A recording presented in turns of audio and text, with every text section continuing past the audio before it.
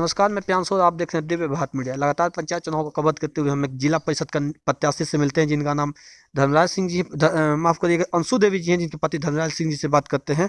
सबसे पहले तो आपको दिव्य भारत मीडिया की तरफ से नमस्कार धर्मराज सिंह जी। इस चैनल को मैं बहुत बहुत धन्यवाद दे रहा हूं कि जो आज आकर के मेरे दरवाजे पर और मेरी जनता का जो विकास के लिए हम लोग संकल्पित हैं, बात आज जनता तक पहुंचाने का काम किया। बहुत सारे आवेदन आने के बाद, बहुत सारे की डिमांड आने के बाद हम आपके पास पहुंचे हैं। हालांकि इस क्रम में बहुत लोगों का हम जो जिला परिषद पश्चिमी 7 से खड़े हैं, बहुत सारे कैंडिडेट का ले चुके हैं, आपको भी शायद पता है। तो आप जैसे कि एक वर्तमान मुखिया रह चुके हैं, सेवा दे चुके हैं पूरे पंचायत को, तो अगर आप जीतते हैं, जन समर्थन आपको मिल रहा है, तो जीतते हैं तो कौन कौन से विकास के मुद्दे को आगे लाना चाहेंगे, धरातलीय स्तर से जोड़ने का प्रयत्न करेंगे? पहला मुद्दा ये है कि जो हमारे दलित, महादलित, अति पिछड़े के लोग जो हैं, शिक्षा से वंचित हैं, किसान जो हैं, खेती से जो सुनिश्चित नहीं कर पा रहे हैं, उनको मैं सुधार करने का प्रयास करूंगा। और मैं अपने जनता से अपील करूंगा कि जन समर्थक के साथ हमको चुनाव जिताएं। जैसे पिछली बार हमको लोगों ने अपना मतदान दिए थे और 13 उम्मीदवार हम लोग के साथ में हैं। मैं पंचायत के गरीब गुरबा के कामों से जाना जाता हूं और पंचायत में जो भी कार्य किया हूं, आज तक मेरी पंचायत जनता से पूछिए, विकास का काम किया हूं, विकास का काम करूंगा, यही मेरा संकल्प है। अच्छा, कृषि प्रधान देश होने की वजह से बिहार की बहुत बड़ी भूमिका उसमें बक्सर की भी है, तो ये बताइए कि कृषि में आप क्या सुधार करना चाहते हैं, किस चीज़ को आगे बढ़ाना चाहेंगे कृषि कार्य में? किसानों के सबसे पहला मुद्दा है कि जो उनके पास अन्न उपज हो रहा है, उसका सही उचित मूल्य पर किसानों के पास नहीं मिल पा रहा है। और जो सरकार ने योजनाएं चलाई हुई है, उस पर अमल करने का काम मैं करूंगा और करवाने की भी सरकार से अपील करूंगा। अच्छा, आप योजनाओं की बात करते हैं तो एक शिक्षा के क्षेत्र में एक योजना है, प्रधानमंत्री कुशल युवा कार्यक्रम, उसकी धरातलीय स्तर से क्या स्थिति है? क्योंकि वो शिक्षा का बहुत बड़ा उसका लक्ष्य है। छात्र ही हमारे देश के नौजुवक हैं, वो छात्र के भविष्य हमारे ही देश के लोग आगे के लिए काम करेंगे। और सरकार से और छात्रों से मैं ये कहना चाहूँगा कि छात्र को जो भी सरकार से ये जो कौशल विकास योजना के अंतर्गत पीएम के द्वारा जो कार्य चल रहा है, उस पर सरकार ध्यान दे करके छात्रों को मनोबल को ऊंचा बढ़ाए और शिक्षा को भी आगे बढ़ा करके हमारे देश का महान बनाने का काम करें। इसमें आपको इस डाटा का पता है कि आपके पूरे जिला परिषद पश्चिमी में कुशल युवा कार्यक्रम केंद्र कितने होंगे? लगभग नहीं पता है, हमको नहीं पता है इसका। कुशल युवा कार्यक्रम ऐसा योजना है जिसे उस व्यक्ति को स्किल्ड कर दिया जाता है, उस व्यक्ति को स्किल्ड करके जाके वो बाहर जो कमाने जाते हैं, लेबर का काम करते हैं, वो एक स्किल्ड हो जाए, जिससे उनको उनके आमदनी में कुछ बढ़ोतरी हो सके। हालांकि इस आंकड़ा आपको शायद अभी पता नहीं है। शिक्षा की स्थिति क्या है? 10वीं तक है, 12वीं तक है, 8वीं तक है, पूरे पंचायत में क्या स्थिति है? 10वीं तक के स्कूल के बारे में हम ज़्यादा बात करें, क्योंकि कुछ जगहों पे हमने देखा कि स्कूल की पूरी बिल्डिंग जर्जर अवस्था में है। सरकार के द्वारा शिक्षा में जो भी अभी तक कार्य चल रहा है, वो एकदम जनहित वाला काम नहीं हो रहा है। शिक्षा इतने बिहार की पिछड़ा होते जा रहा है कि सही शिक्षक नहीं मिल रहे हैं, सही उस पर गाइडलाइन देने वाला नहीं मिल रहे हैं और शिक्षा बहुत बुरी तरह से त्रस्त हैं। जो गरीब गुरबे के लोग हैं, वो प्राथमिक विद्यालय के अंदर ही अपना शिक्षा ग्रहण करते हैं। जो पूंजीपति वाले हैं, जो लोग अपने प्राइवेट और स्कूलों में बच्चों को शिक्षा दिलवाते हैं, ये सरकार की गलत नीति है। एक समान एक भाव होना चाहिए। हर जनता, हर छात्रों को, हर गरीब के बच्चों को उचित शिक्षा मिलनी चाहिए। शिक्षा की व्यवस्था आप भी समान शिक्षा नीति के पक्ष में है? अच्छा, ये बताइए कि स्वास्थ्य की क्या स्थिति है पूरे इस जिला परिषद पश्चिमी 7 में? स्वास्थ्य की स्थिति जी, स्वास्थ्य केंद्र, उप केंद्र जहाँ भी खुले हुए हैं, वहाँ पर जो स्वास्थ्य के विषय में चल रहा है सरकार की नीति बढ़िया नहीं चल रहा है।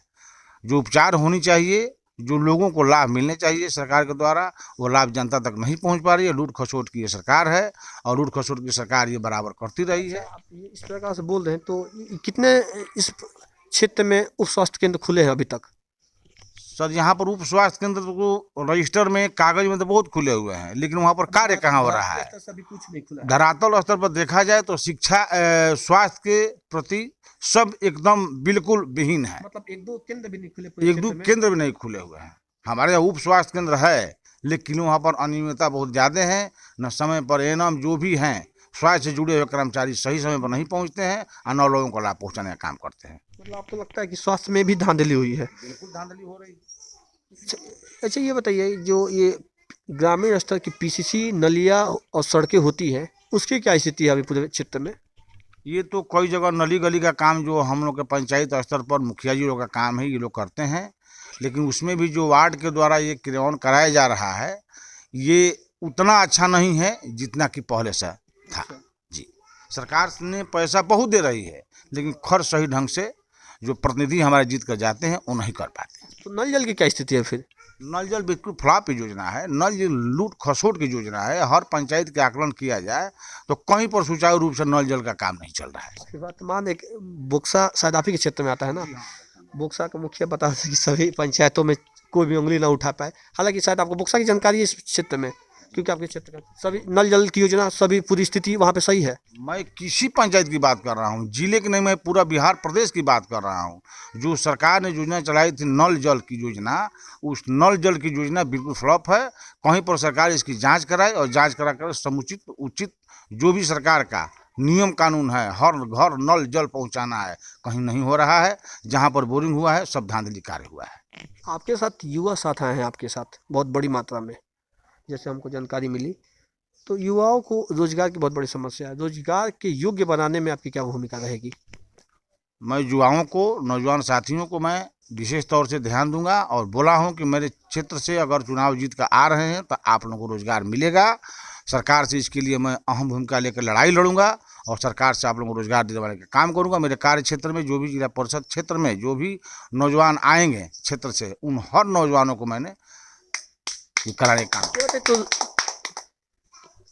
मनरेगा की क्या स्थिति है फिर? क्योंकि उससे भी बहुत काफ़ी मात्रा में रोजगार दिए गए हैं, उसकी क्या स्थिति है अभी? मनरेगा जो है पहले योजना बहुत बढ़िया चल रही थी, आजकल उसमें भी बहुत दूर खसोट की भावना हो गई है।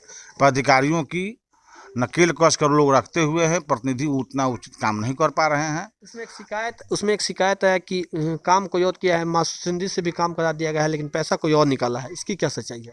ये पहले से ही चल रहा है, ये न उचित होगा, क्योंकि जो मनरेगा के लेबर हैं वो काम कर रहे हैं और कोई, ये बात सत्य है। मैं इस बात को ये करूँगा और इसके बाद जो है मनरेगा से जो भी कार्य हुआ है वो सुचारू रूप से नहीं हो रहा है। सर, मनरेगा में धांधली हुई है, आपके द्वारा ये आरोप लगाया जा रहा है।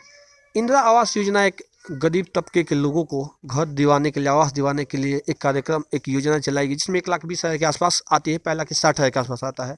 उसमें ये बोला जा रहा है कि वहाँ के वर्तमान जो भी जीते हुए प्रत्याशी उससे कुछ पैसे ले लिए जाए हैं, 20 से 25,000 के अंतराल में ले लिए। इसकी क्या सच्चाई है? सही बात है, ये सत्य है। जो भी हमारे यहाँ जो विकास मित्र के रूप में एक पंचायत से हर विकास मित्र टोला मोहल्ला के जो हैं उन बच्चों को जोड़ा गया है। सारे लोग प्रतिनिधियों से मिल करके, अधिकारियों से मिल करके हर गरीब से 10,000 20,000 रुपया लेकर के योजना के दौरान काम किया जाए। धर्मराज सिंह के एक समर्थक से बात करें, जो कुछ योजनाओं को धरातल स्तर से नहीं जुड़ पाया, उसकी विशेषता को क्या आखिर स्थिति उत्पन्न हो गई कि वो धरातल स्तर से नहीं जुड़ पाए, उसके बारे में बताएंगे। बाबा ये बताइए कि इंदिरा आवास योजना की स्थिति क्या है, जिसमें 1,20,000 रुपया घर बनाने को दिया जाता है, उसमें भी धांधली हुई है? जी, वहाँ पर जो धांधली हुई है कि जो गरीब परिवार के पैसा देना चाहिए वो मिला नहीं। जो प्रतिनिधि रहे वो आप खा पी गए, भोजन कर अच्छा, आपको कैसा लगता है कि इसमें किसकी भूमिका रही होगी? धर्मराज सिंह पहले एक बार ये पंचायत का मुखिया रह चुके हैं, गरीबों का काम किए, इससे गरीब परिवार के लोग इनके साथ हैं। धर्मराज सिंह जिला परिषद के उम्मीदवार हैं, निश्चित चुनाव जीतेंगे, इसमें कोई दूर राय नहीं है। इनके साथ गरीब परिवार के लोगों ने तहे दिल से है, गरीबों का काम किए, मुखिया रहे। तो उस समय एक डीजल अनुदान आता था, डीजल अनुदान पैसा मिला था 2012 में ना, नहीं मिला। आपको लगता है इसमें भी गलत है? आपको लगता है कि इसमें अफसरशाही का भी हाथ है? बिल्कुल बिल्कुल, ये चरम सीमा पर अफसरशाही है, भ्रष्टाचारों की सरकार चल रही है। यहाँ पर बिना पैसा के तो कोई काम ही नहीं होता है। अपना उचित काम करवाने ब्लॉक में जाइए, कोई काम आप बिना पैसा के नहीं करा सकते हैं। सर, ब्लॉक की बात करें तो CSC सेंटर की न्यूज़ रखेंगे फिर आप? बिल्कुल रखेंगे, हम बिल्कुल रखने का काम करूंगा मैं। ब्लॉक का सारा काम CSC सेंटर का बिल्कुल रखने का काम करूंगा। मैं प्रयास करूंगा कि गरीब ग्रुप की जनता जो है सरकार से जो लाभ मिलता है उनको उचित मतलब मुआवजा मिलता रहे और एक्सीडेंटल बीमा के लिए भी लोग जाते हैं, जो मर जाते हैं, जिनको गरीब परिवार को 4 लाख रुपया मिलता है, उसमें भी धांधली है। कई दलाल घूम रहे हैं पंचायतों का। कभी अंत्येष्टि योजना है जिसमें मरे हुए परिवार को कुछ दिया जाता है राशि, उसमें भी हो रही है। ये उचित समय पर नहीं मिल रहा है। मरने वाला मर जा रहा है, कागज लेकर के ब्लॉक दौड़ते हैं, वहाँ दौड़ते हैं, वहाँ दौड़ते हैं, कहीं किसी को लाभ नहीं मिलता है। अंत्येष्टि योजना भी सरकार को ये चाहिए कि मरने के उपरांत ही प्रतिनिधि जो भी जीत कर जाए हमारे पंचायत से, जिला परिषद क्षेत्र से, जिनके अधीन आते हैं, उस प्रतिनिधियों को मरने के बाद मृतक को, परिवार को तत्काल लाभ से व्यवस्था किया जाए। कभी अंत्येष्टि योजना का अंतर्गत आप अभी सुन रहे थे धर्मराज सिंह को। इसके साथ कैमरा मैन अभिषेक के साथ मैं प्रियांशु और आप देख रहे हैं दिव्य भारत मीडिया। जय हिंद, जय भारत।